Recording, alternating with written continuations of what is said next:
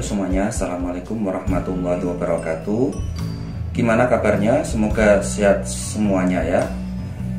Kali ini saya akan berbagi tips dan pengalaman tentang bagaimana caranya agar bisa lolos beasiswa Turki atau Türkiye Bursları. Tips dan informasi untuk lolos beasiswa ini sedikit banyaknya itu juga berasal dari pengalaman saya sendiri, juga dari pengalaman teman-teman yang lolos dari seleksi beasiswa Türkiye Bursları.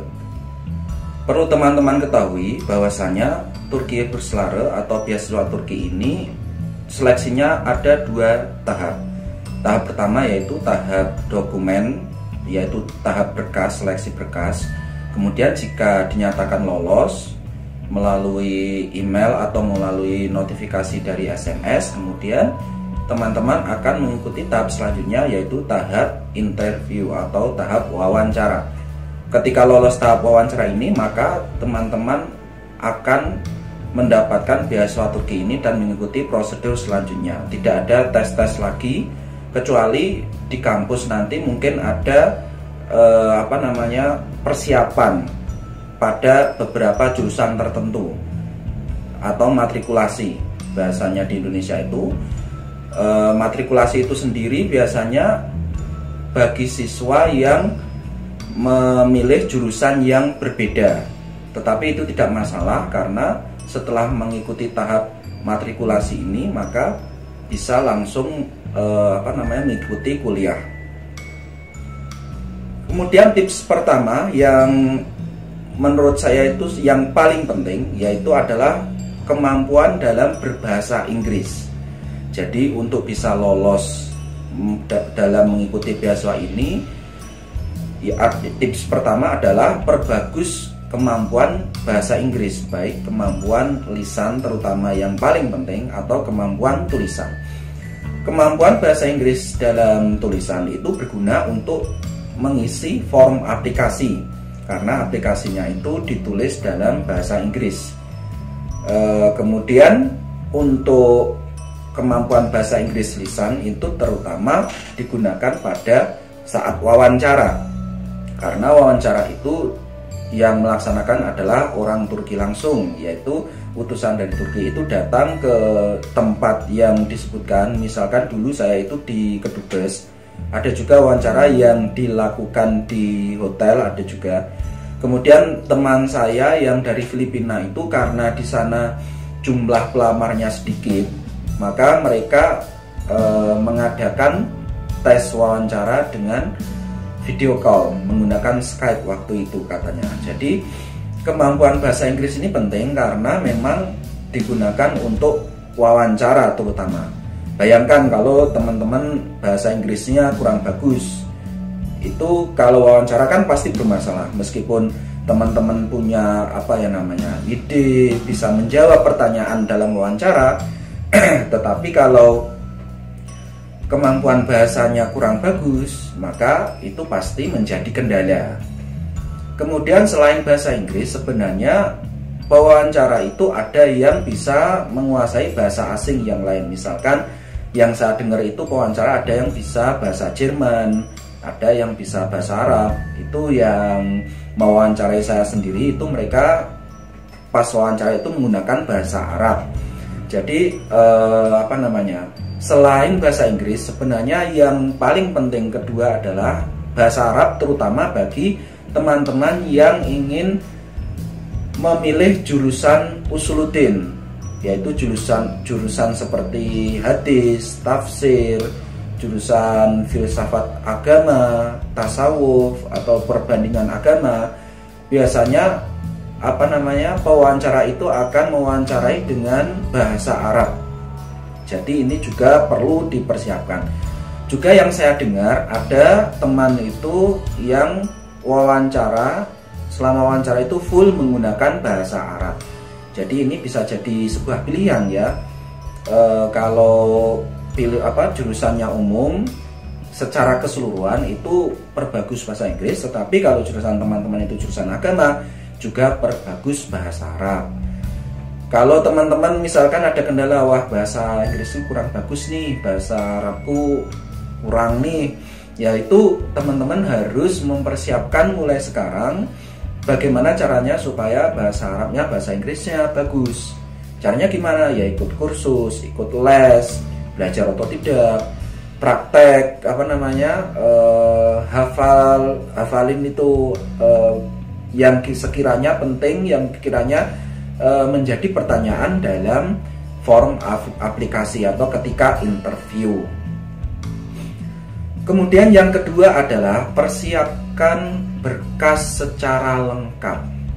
Berkas ini nanti apa saja itu bisa diketahui pada saat masuk di form aplikasi. Tetapi teman-teman juga bisa melihat berkas apa saja yang diharuskan untuk diupload di form aplikasi. Nanti saya tuliskan di deskripsi di bawah video ini. Jadi teman-teman cek saja. Itu adalah beberapa dokumen yang saya upload, saya includekan ke form aplikasi.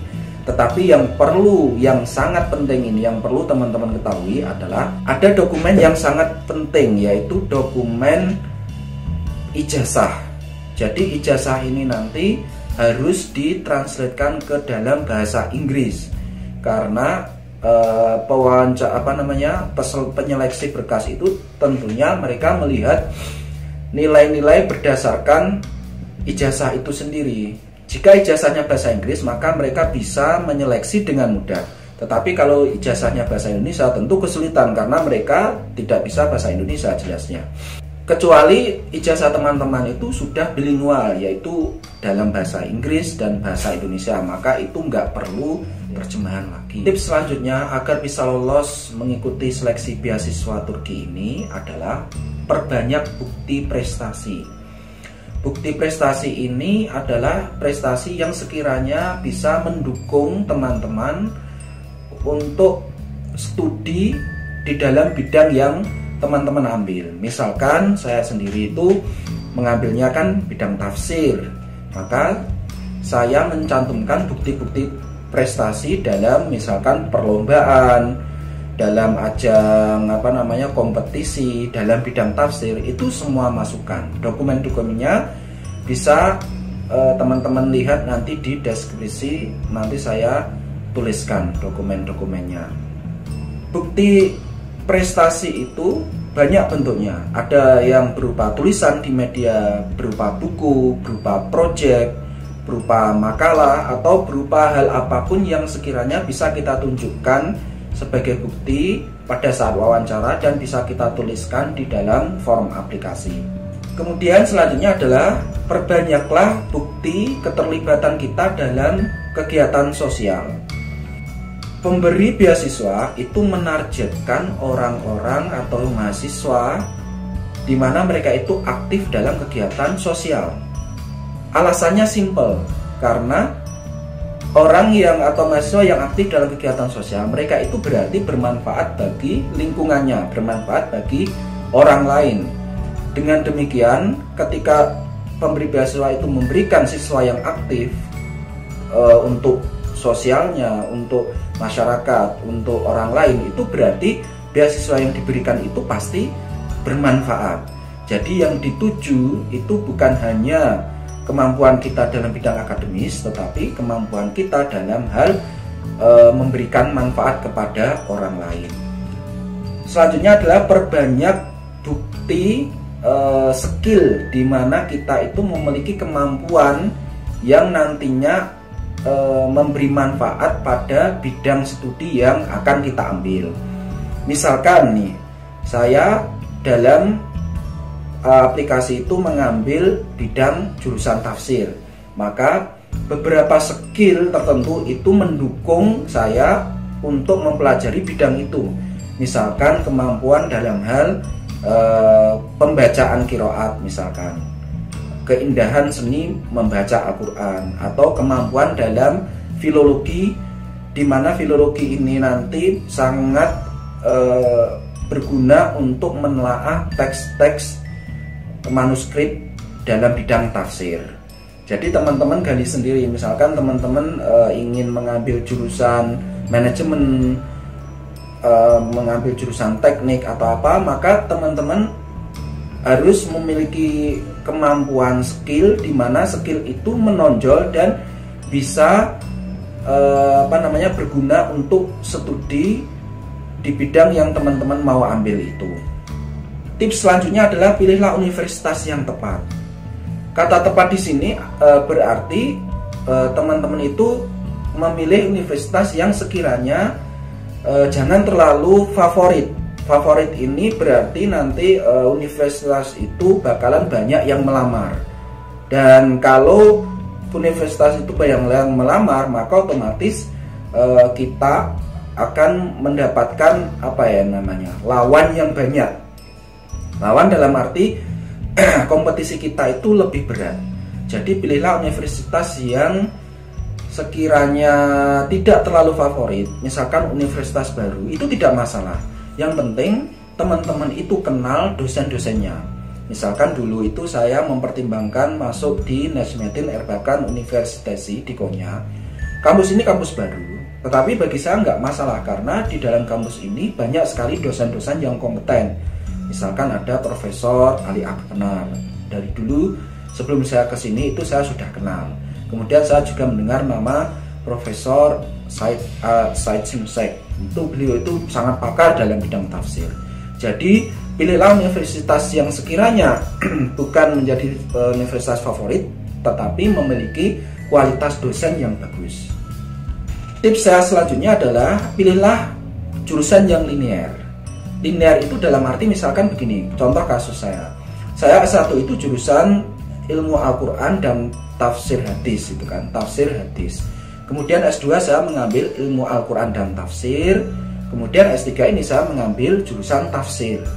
Jadi itu kan linear ya, di S1 tafsir hadis, S2 tafsir, S3 tafsir. Kenapa saya menyarankan linear? Apakah yang tidak linear itu tidak diterima? Diterima. Misalkan ada teman saya itu ada yang mengambil tarbiyah pendidikan Islam di S1-nya, kemudian di S2 dia mengambil jurusan perbandingan mazhab. Apakah boleh ini? Boleh, dia diterima. Tetapi dalam form aplikasi dan dalam wawancara dia kesulitannya itu berlebihan. Tambah sulit daripada yang linear. Sulit dalam mempersiapkan judul yang tidak dia tulis dan mempersiapkan pertanyaan kenapa kamu kok pindah dari jurusan pendidikan menuju jurusan perbandingan mazhab. Jadi ini kan bebannya lebih banyak.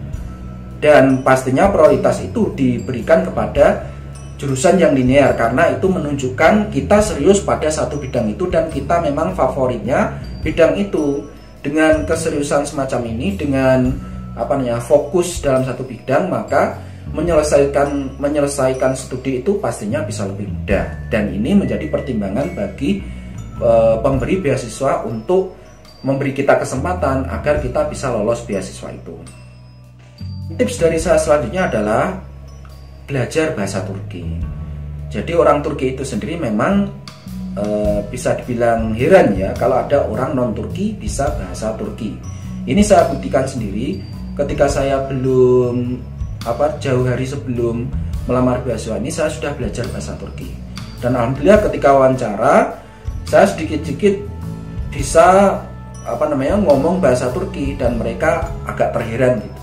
Kemudian belajar bahasa Turki ini kan juga menunjukkan kita itu memiliki keseriusan untuk mengikuti atau untuk mencari beasiswa ini. Lagi pula juga bahasa pengantar yang saya ambil nanti adalah bahasa Turki. Jadi belajar bahasa Turki jauh-jauh hari itu memiliki manfaat yang besar, nggak akan sia-sia. Meskipun kita tidak diterima, kita juga memiliki pengalaman bisa mengakses ilmu-ilmu yang berasal dari bahasa Turki karena kita memiliki kemampuan dalam bahasa Turki. Tips saya yang terakhir ini adalah kuasai skill yang menonjol yang sekiranya itu bisa menarik perhatian dari pewawancara atau pemberi beasiswa. Misalkan ini ada satu kasus ini, ada satu contoh.